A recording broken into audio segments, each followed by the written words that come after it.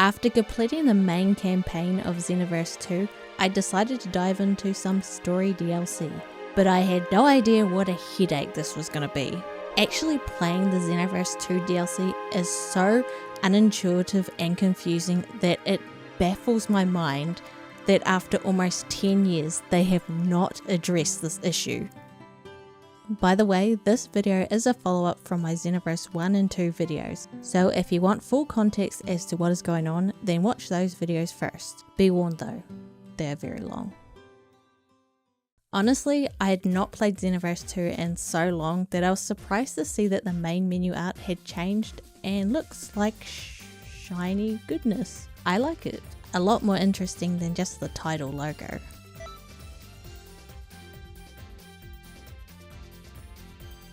Who the fuck is that?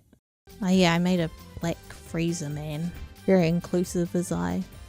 Usually I am all about the single player experience, but I will be playing online, just to see what other players are up to.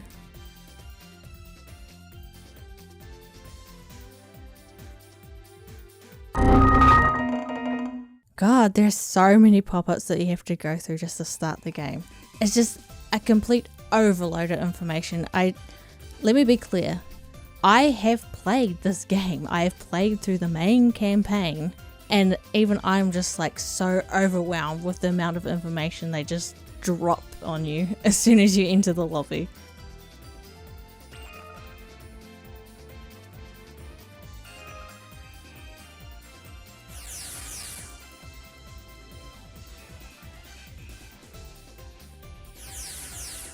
Yeah, it's about how I remembered it.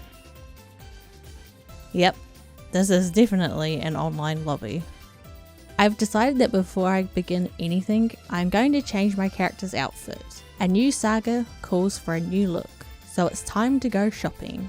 Cue the dress up montage. Okay, so I was going to do a montage, but I don't have enough money to buy multiple outfits, so I just have this. Do you like it? Think North Korea or China where you can't.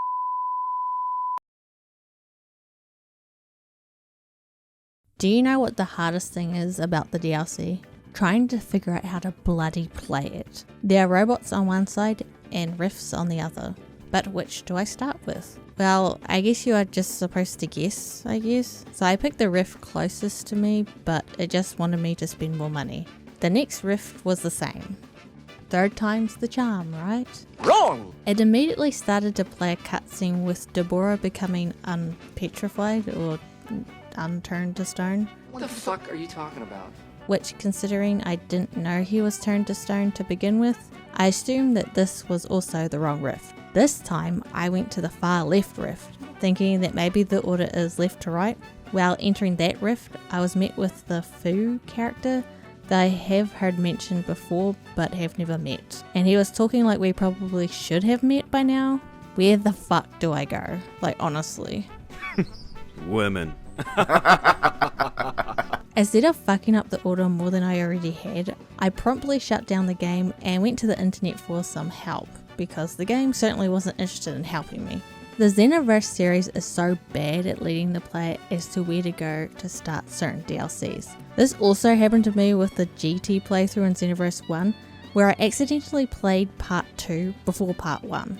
And honestly, even after looking it up, I was still a bit confused as to where to start. They need to have a little label or something above riffs, or maybe a pop-up before entering it for the first time to tell you which part you're about to play. I feel like this is a bit of an oversight.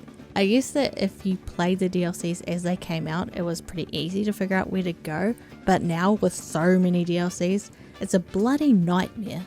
I bet there's players that are like, please add this character to the roster, please add this level, and I'm over here like, please add signs so I know where to go. That's a DLC worth paying for. Where do I go DLC? By the sounds of it, I am actually meant to start with Spots, the robot, first. So this video was originally just going to be about the future saga, but after doing some more research, I think I need to play some of the other DLCs first, because it sounds like it won't make a lick of sense if I don't play the other stuff first. It's like starting with June Part 2. Might as well be in hieroglyphics. I just hope that I didn't accidentally fuck up the story by entering those other rifts first. The Supreme Kai of Time has called us to the Time Nest as there has been another change in history, though no one is quite sure yet as to why it has happened.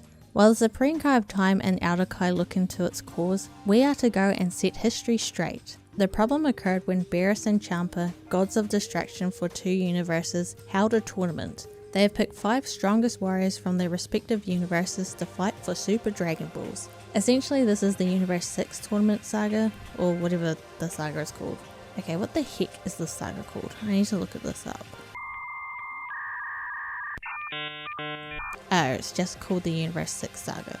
What a boring name. No wonder Sparking Zero skipped it. In the canon timeline, Universe 7 came out victorious. Spoilers, by the way. But for whatever reason, Goku is yet to turn up for the tournament. But it is not just Goku. Boo hasn't shown up either, but Goku is more important, so we're not going to worry about that right now. You don't think they've skipped out on the tournament, do you? Is it just me, or is Beerus way too over-animated in this scene? Beerus questions whether they have decided to skip out on the tournament, but Vegeta is Goku's soulmate, and he knows that there is no way that Goku would purposely miss out on a tournament. Unfortunately, they can't keep waiting around, and they all leave for the tournament without Goku. Beerus isn't so sure, but Whis has confidence in their chances since they have Monica on their team, the strongest fighter in Universe 7. And then all the robots depart. Couldn't they have at least made sure that the walk cycles weren't all in sync with each other? It looks so bad. The Supreme Kai of Time determines that the change in history must have been caused by Goku's disappearance, but the Outer Kai thinks that Goku just simply might have forgotten, which seems like the most likely scenario to me. I mean, this is the super version of Goku, this is not the OG Goku where he actually had some sense. However, the Supreme Kai of Time insists that Goku simply forgetting wouldn't have altered history. Anyway, we need Goku for the tournament, so the Supreme Kai of Time sends out the Universe 1 future warrior to go and find him. Man, that was a mouthful. Trunks offers to go and find Boo, but Outer Kai says he shouldn't bother as he didn't end up fighting in the original timeline anyway. With the Xenoverse 1 hero off finding Goku and Trunks doing nothing, What do you even do? that means it is up to us to help with the fight against Universe 6. If Universe 7 doesn't win the match, the course of history will be dramatically altered. We need to take Goku's place and ensure Universe 7's victory, because apparently some random coming in to fight will not alter history at all. I know it's like time controllers don't affect history, but it's just weird. We teleport to the nameless planet right before the fight between Piccolo and Butamo is about to begin. Beerus confronts us, warning us not to interfere with the fight or he will destroy us. The Supreme Kai of Time interjects and desolates the situation. What the fuck are you talking about? As meant to say de-escalates the situation. Champa then has a bit of a rage about Beerus bringing in outside help. He has no reason to bitch though, as it was 3 versus 5 in his favour anyway. Champa agrees to let us enter, but first we must complete the exam. If we cannot pass the exam, then we'll be ineligible to enter. For a second, I honestly thought that we would have a few questions to answer or something, but no. It is just a cutscene of us taking the exam at a desk, while we hear the battle between Piccolo and Butamo in the background. It's just save money on animation, I guess. Man, I am so glad I don't have to take exams anymore. I always sucked at exams. It's like as soon as you put a questionnaire in front of my face, my brain just starts leaking all the information out of it. I remember there was this one teacher that hated me for some reason, and to this day I still have absolutely no idea why she had it in for me, because at school I wasn't the bad kid or anything. I was that kid that you just don't remember at all. You know the one that you forgot was there? Yeah, that was me. Remember them? That doesn't make any sense. Anyway, she accused me of cheating on a test, even though all I had done by that point was write my name on it, and I never went back to that class ever again. It was just classics anyway. I didn't even want to take the class to begin with. This section just reminded me of that. I'm sure there's a moral to the story in there somewhere. I feel like everyone is just tuning out because I'm talking about school. Anyway, just as Piccolo wins his fight, we pass the exam and are allowed to participate in the tournament, and we will be fighting along Piccolo in the next round. But then suddenly, the Xenoverse 1 hero teleports in with Goku, so we basically had to take an exam for no reason. Yay. Turns out that Goku was at King Kai's and just thought the tournament was on a different day because this is Dragon Ball Super Goku, who is, in fact, an idiot. We still have to fight though, as Goku still has to pass the exam in order to fight, because remember, when we interfere with history, it does not change history unless the story needs it to. For this battle, it is Piccolo and I versus Frost and Cabba. And remember at the start of the video where I said that it had been a while since I played the game? Well, I was not kidding. It has been over a year since I've touched any Xenoverse games, and I had completely forgotten how to play. You can see at the beginning that I just kept locking and unlocking onto my opponents, like constantly. That is because I thought the lock on button was the guard button. Yeah, it's gonna be one of those fights. I was so focused on trying to figure out how to start the DLC that I never even bothered to check what my character's level or build was. Xenoverse is very level dependent, and while I don't think I was under leveled, I think I was pretty close. I will probably need to do some leveling after the tournament. Piccolo focuses on Cabba while we take on Frost. However, during the fight, our character starts to feel off. Frost tries to take advantage of the situation, but thankfully Piccolo is here to save us. My hero. Piccolo, I love you! Jacko is able to spot the needle that Frost used to poison us, and Frost is then disqualified. Because Frost is not a hero at all, but a space pirate. Oh my god. Xenoverse 2 is trying so hard to cram Frost's backstory into the fight, but it is so clunky and rushed that I might as well not even have bothered. But I will give the game points for trying. Hey, at least it's all done without interrupting the gameplay. Frost doesn't even leave the fight after his disqualification anyway, as Vegeta insists that we kick his ass, which we do, just not well. A D?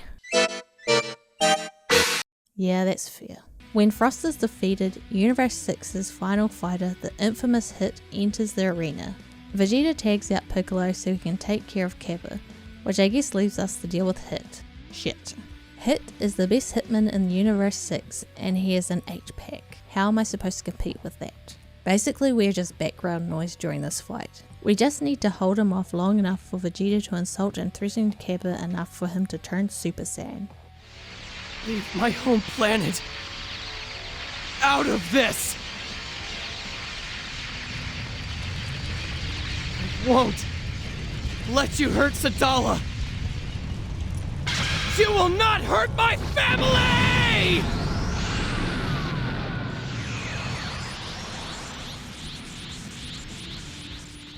Hey, if it works. Vegeta then decides to show off a bit more and turns into a Super God Super Saiyan. Now what the hell is it called? Super God... no, not what? Vegeta turns Super Saiyan Blue is what I'm trying to say. Vegeta is going to take care of Hit, so that leaves Cabba for us. And for fuck's sake, I got fucking stun locked into his attack. Is it showing that I can't remember how to play? Still won though. Hey, I'm as surprised as you are. Cabba is dead. Or just knocked out. Whichever, doesn't matter. We look over to see how Vegeta is doing against Hit, but he has been reverted back to his base form and is defeated on the ground. Hit has been corrupted by someone or something and has become much stronger. With Vegeta down for the count, we are basically fucked unless Monica, the strongest fighter of Universe 7, jumps in to save us. Well, he turns out to be a complete fraud, so I guess we're just going to have to settle with Goku helping us instead. I guess he'll do. Eventually Cabba and Frost re-enter the fight, but they too have been corrupted. So we have to fight them all again, and my character is basically just chugging healing items because I am just so rusty, and I wasn't even that good when I did know how to play. With the help of Goku, we're able to snap everyone out of it, and the corruption subsides. We leave the arena before the fight ends to make sure that Goku still wins the tournament. Beerus is a bit pissed, but he'll be fine.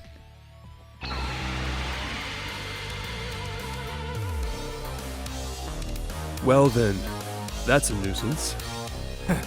You should watch what you say, because that nuisance is a friend of mine, and you're not being very nice. Oh, you two seem pretty tight. Yes, we are.